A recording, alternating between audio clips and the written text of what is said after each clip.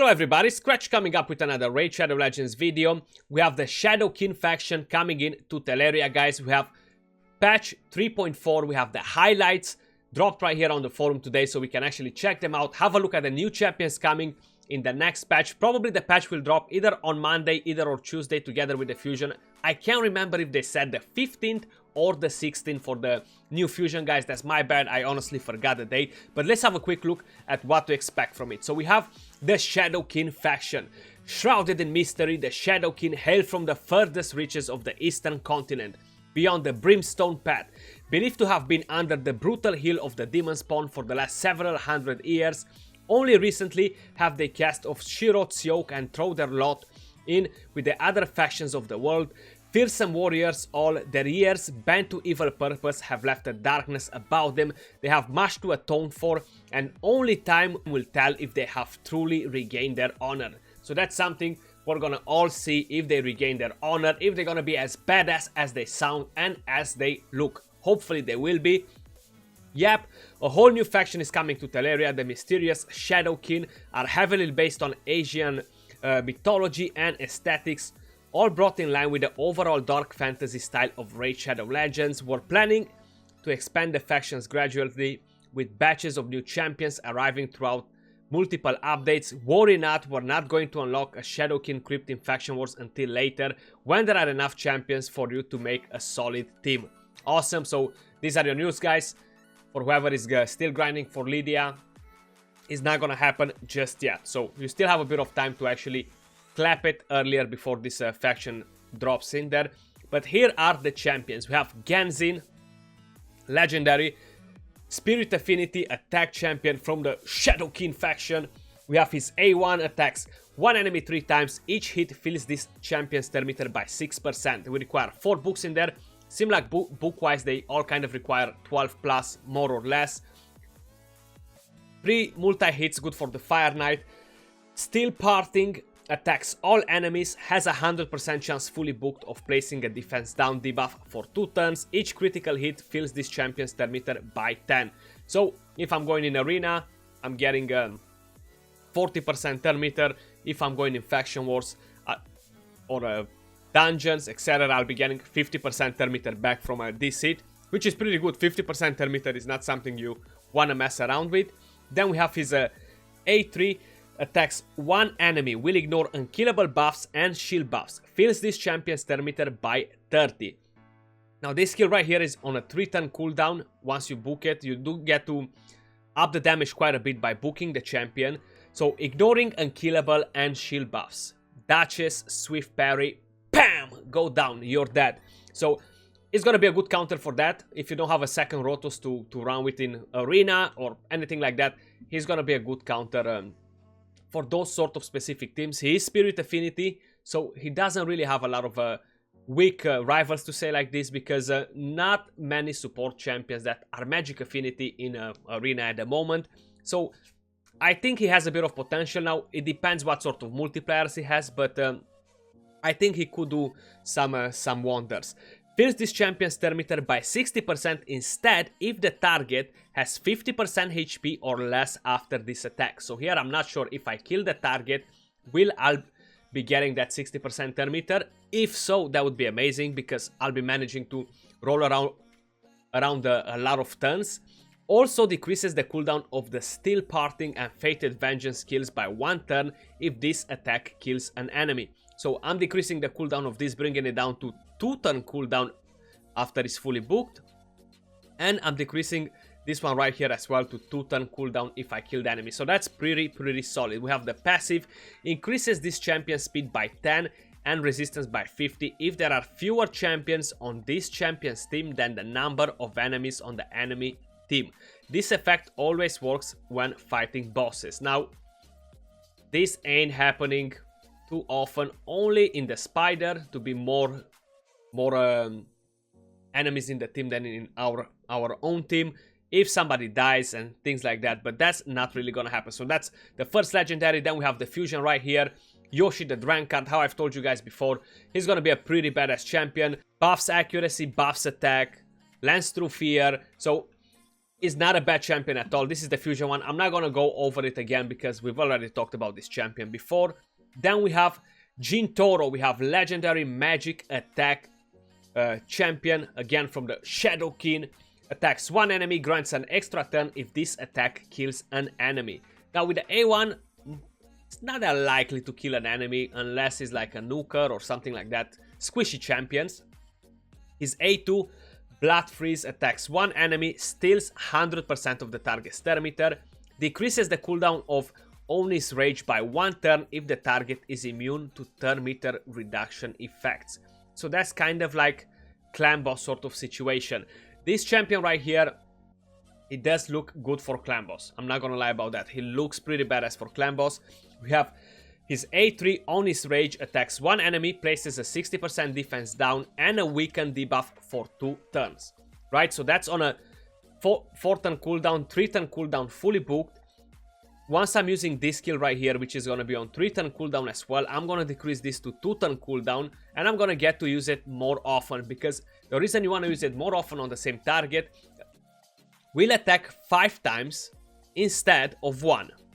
So every 4th time when I'm using this skill, instead of hitting the clan boss for 1 turn, for example, he's gonna attack the clan boss for 5 times with this skill. So he's gonna hit the clan boss 5 times instead of 1.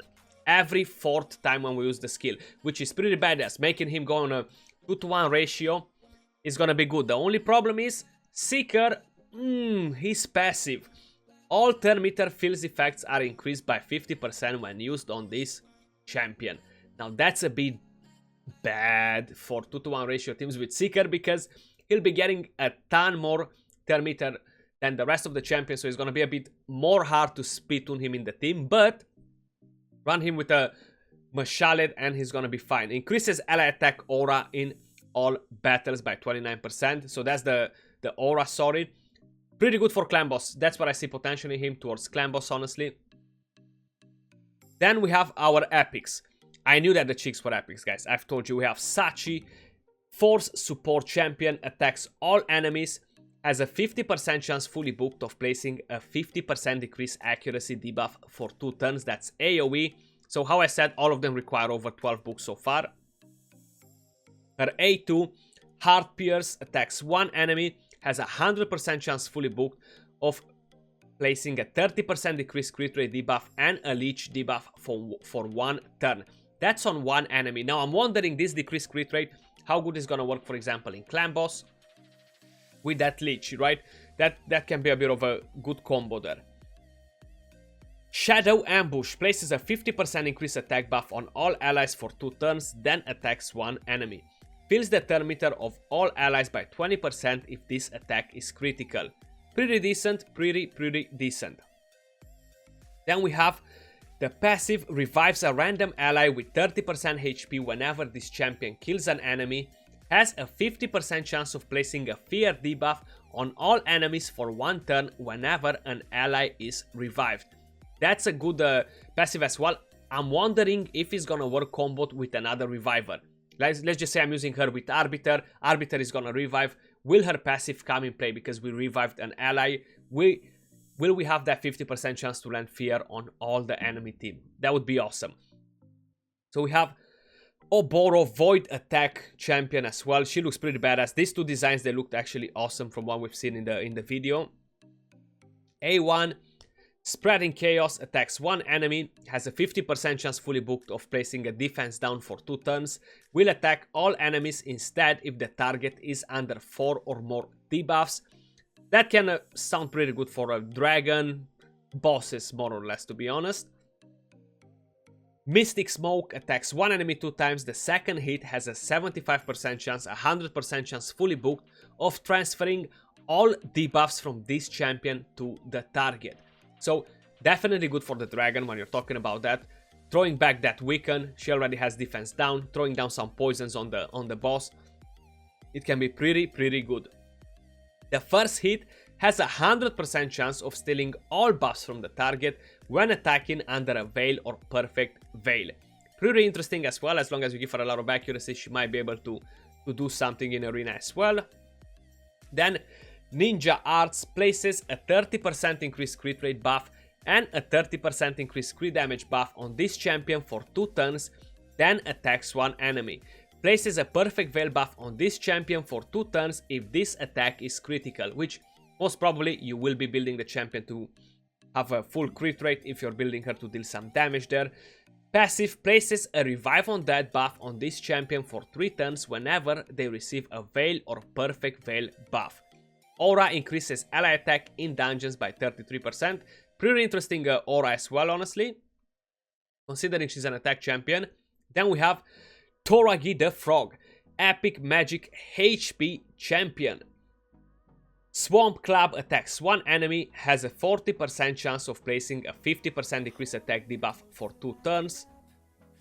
Potent Stench attacks all enemies, has a 50% chance of placing a provoke debuff for 1 turn. The chance increases by 5 for each debuff on the enemy team. Pretty good, a defense down and attack down, that will help a bit more. Bog Blessing places a shield buff equal to 15% of this champion's max HP and an ally protection buff on all allies except this champion for 2 turns. Also heals these champions by 25% of their max HP and places a 30% reflect damage buff on them for 3 turns. The heal increases by 2.5 for each poison debuff on the enemy team. So they're kind of trying to make this champion a sort of a clan boss champion, to say like this. Passive, when attacked, has a 50% chance of placing a 5% poison debuff on the attacker for 2 turns. Occurs once per hit, so that means the clan boss is hitting you double on a non-void. You'll be having 2 chances of landing 5% poison there. The only problem is he's a HP champion. Now, of course, we don't know total stats on them, but ally protection, if he has pretty good defense, 1.1k, 1.2k, you can make him work in clan boss as well. Increases ally resistance in all battles by 40. Then we have Konoru. She looks badass though. Gorgeous. Spirit attack champion. We have Night Blossom attacks one enemy. Has a 50% chance of placing a block buffs debuff for 2 turns. Then we have Reign of Fear. Attacks 3 times at random. Each hit has a 100% chance fully booked of placing a weakened debuff for 2 turns. That's on a 3 turn cooldown. Pretty decent. Triple hitter in here, single hit here. Let's just say we might be able to get a use of her in the Fire Knight, for example. Lay Bear removes all increased defense buffs from all enemies, then attacks all enemies. Interesting in some specific parts for Arena. You don't really find a lot of increased defense in dungeons. You might be finding it in the Doom Tower, some of them in the Faction Wars. So she could be pretty good overall. Then decreases the cooldown of Lay Bear by 1 turn for each enemy killed by this skill. So if we're killing the whole team, we'll be getting the cooldown back on track with this. We only need to kill 3 and we're getting the skill back. So she looks awesome though, gorgeous. Then we have the first rare. We have Fanatic, Void Support. Devil Hunt attacks one enemy, has a 40% chance fully booked of placing a decreased defense. A 30% decreased defense, sorry, for 2 turns. Has a 30% chance of placing a 60% decreased defense debuff instead if the target is under 2 or more debuffs. So not bad. You can actually have defense down from the A1 there. Curse Bearer attacks one enemy, has a 100% chance fully booked of transferring 2 random debuffs from this champion to the target. Again, sounds pretty good for the dragon, a bit for clan boss more or less, let's just say. The small poisons are not as good though. Rallying Cry. So Ascended places a 50% increased attack buff on all allies for 2 turns and removes 1 random debuff from each ally. That's pretty good. Increased attack and a cleanse, at least for 1 debuff, sounds pretty good honestly. I like that. Then we have Life Taker. Again, another magic attack champion. We have Bleeding Serum, attacks one enemy 2 times. Each hit has a 40% chance fully booked of placing a 100% heal reduction debuff for 2 turns. Then we have Leg Bind, attacks one enemy 3 times. Each hit has a 75% chance of decreasing the target star meter by 10%. The third hit has a 75% chance of placing a decreased speed debuff for 2 turns.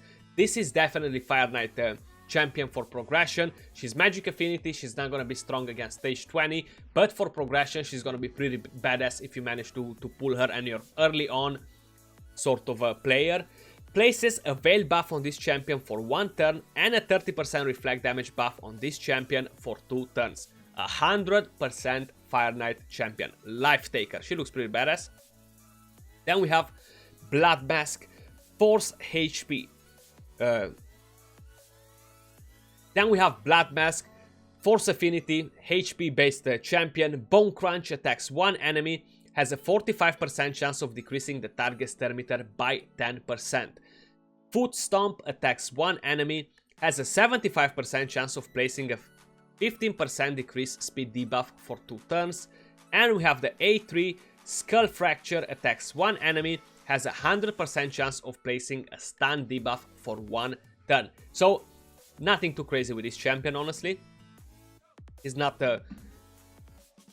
I wouldn't invest in him, let's just say it like this. Then we have Raiden or Kung Lao. I'm not sure which one of them they are, but they kind of look like. Conscript Uncommon Magic Defense Champion. Attacks one enemy 2 times, that's the Peasant's Bow. Then we have Support Fire, attacks one enemy, has a 50% chance of placing a 15% weaken debuff for 2 turns. The books, they only give damage and decrease the cooldown to 2 turns. Then we have Infiltrator, our assassin here, Force Attack Champion. Shank attacks one enemy on the A1, on the A2, Throwing Knives attacks one enemy 2 times. Each hit has a 50% chance of placing a 2.5 poison debuff for 2 turns. These are our Shadowkin champions, guys. They look pretty decent. Then they don't look amazing on skills, honestly. I'm not gonna lie, I'm gonna be honest with you guys. I saved my shards in the hope that they're gonna be like, wow. I hope that they're gonna be bringing at least one OP champion. We haven't seen one just yet, but hopefully in the near future. Then champion tags are coming as well, guys. We've already covered that part. I can't wait for it. You're able to select your duplicate champions however you want. This is not a dupe system. I keep hearing dummy people talking about it like it's a dupe system. It's not. It's just a life improvement helping you to pick the champions if you have 2 of them with different builds. It's not a dupe system. Stop saying that, guys. I'm not sure who started it, but a lot of people actually believe that that's the dupe system. It's not. Miscellaneous. We'll be getting new avatars for completing the Doom Tower. So, first time when you beat the hard mode or the normal mode, you'll be receiving an avatar respectively to which difficulty you beat. Clan Boss Rewards chest will show all possible rewards on tap. That's great because I'm not gonna hear the question anymore, which chest is better than the other one. From here on, you're gonna be able to just click on the Clan Boss chest and see what's available in the chest. GG's on that, Plarium. And moderators will appear in game chat rooms. I could have sworn I've seen that before, but maybe it got delayed. But that was all for this video, guys. Let me know your thoughts on the champions. Are you excited to pull any of them? You see crazy full potential in any of them except the one that... 2 of them. One for a clan boss, one for arena. They look pretty good. The Legos. Decent. Let's just say a bit above average, at least on paper so far. We gotta see the multipliers and stuff. If you enjoyed the video, don't forget to thumbs up, subscribe for more content, turn on notifications to see when we upload next, and I'll see you all soon on another video. Till then, peace out.